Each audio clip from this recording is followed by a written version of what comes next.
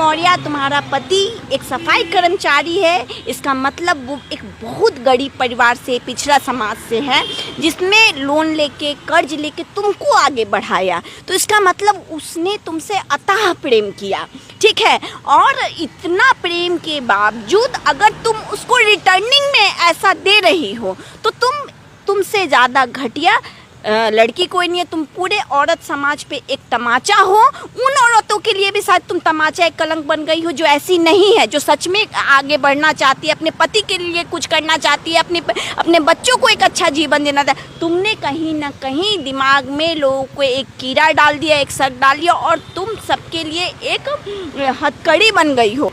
लेकिन अगर उन्होंने ऐसा किया है तो उन्होंने निस्संदेह, मैं एक खुद औरत हूँ, निस्संदेह उन्होंने बहुत गलत किया है। ज्योति मौर्य तुम्हारा पति एक सफाई कर्मचारी है, इसका मतलब वो एक बहुत गरीब परिवार से, पिछड़ा समाज से है, जिसने लोन लेके कर्ज लेके तुमको आगे बढ़ाया। तो इसका मतलब उसने तुमसे अथाह प्रेम किया, ठीक है। और इतना प्रेम के बावजूद अगर तुम उसको रिटर्निंग में ऐसा दे रही हो तो तुमसे ज़्यादा घटिया लड़की कोई नहीं है। तुम पूरे औरत समाज पे एक तमाचा हो। उन औरतों के लिए भी शायद तुम तमाचा, एक कलंक बन गई हो, जो ऐसी नहीं है, जो सच में आगे बढ़ना चाहती है, अपने पति के लिए कुछ करना चाहती है, अपने बच्चों को एक अच्छा जीवन देना था। तुमने कहीं ना कहीं दिमाग में लोगों को एक कीड़ा डाल दिया, एक शक डाल दिया, और तुम सबके लिए एक हथकड़ी बन गई हो उसके आगे बढ़ने में।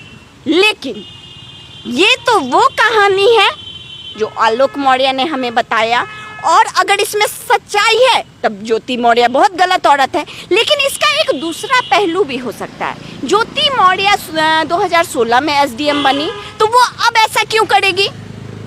वो अब ऐसा क्यों करे? 2 बच्चों की माँ का तुम इज्जत तार तार कर रहे हो। अगर इस तरह की कोई समस्या थी तुम उसको घर में समझाते, घर में सुलझाते। घर में नहीं सुलझता तुम कोर्ट का रास्ता तुम देखते, तुम चीटिंग का केस डाल के। तुम इस तरह से एक बेचारे बने हुए हो कि तुम बहुत महान थे, तुमने बहुत पढ़ाया। तो अरे आलोक जी, ऐसी कितनी महिलाएं हैं जो अपने मंगलसूत्र गिरवी रख के पति का इलाज कराती है, पति के मुश्किल वक्त में साथ आती है, सास ससुर के लिए खड़ी होती है, अपना जॉब में होते हुए अपने बच्चों का, अपने घर का ख्याल रखने के लिए उस जॉब का त्याग कर देती है। तब तो हम लोग नहीं बोलते हैं।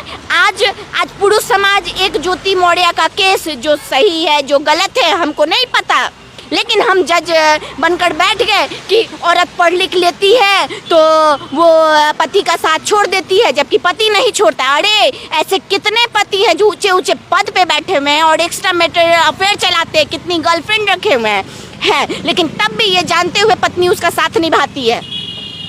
तब पत्नी जानती है कि पति दूसरे से अफेयर रखते हैं तो पत्नी रहती है साथ में। बिल्कुल रहती है। ऐसे हजारों उदाहरण पड़े हुए हैं। यहाँ तक कि पति दारू पीता है, दिन रात में आके मारपीट करता है, तब तो पत्नी मारपीट खा के भी सुबह में उठ के सास ससुर तक को नहीं बताती है, अपने बच्चों तक को नहीं बताती है कि तुम्हारे बाप रात में क्या करता है, और पूरा जीवन निर्वाह कर देती है।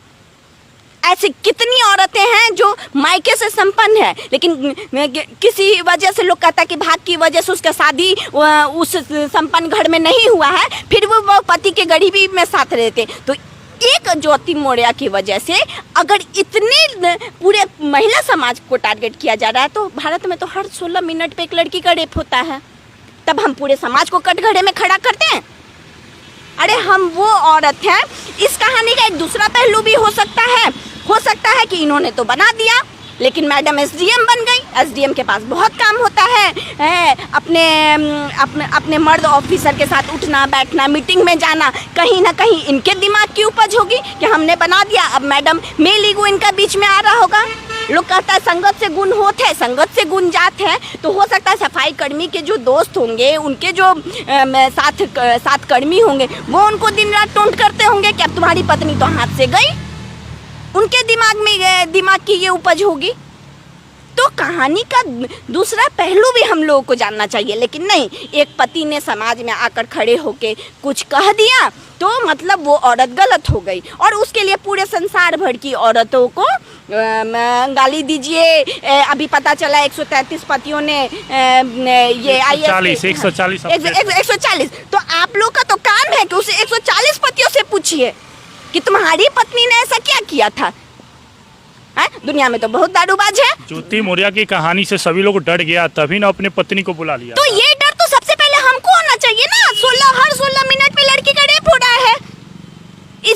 हमको डर होना चाहिए कि पति शादी के बाद भी दहेज का, आप देखिए कितना केस चलता है, कितनी लड़कियों को मार के काट दिया जाता है दहेज के लिए, कितनी लड़कियों के साथ घरेलू हिंसा होता है। तो हम में तो ये डर नहीं है। एक महिला कहीं कुछ कर दी तो डर है। उन महिलाओं को आप भूल जाते हैं जो पति के लिए अपना घर संसार सारा चीज छोड़ के आती है और आजीवन सेवा करती है, उनके माँ बाप का सेवा करती है, आपकी गरीबी में रहती है, आपका सेवा करती है। उन पत्नियों को तो आप भूल जाते हैं, उनके लिए तो आप कभी ताली नहीं बजाते हैं। लेकिन एक महिला कहीं कुछ कर दी तो पूरी संसार भर की महिला गलत हो गई।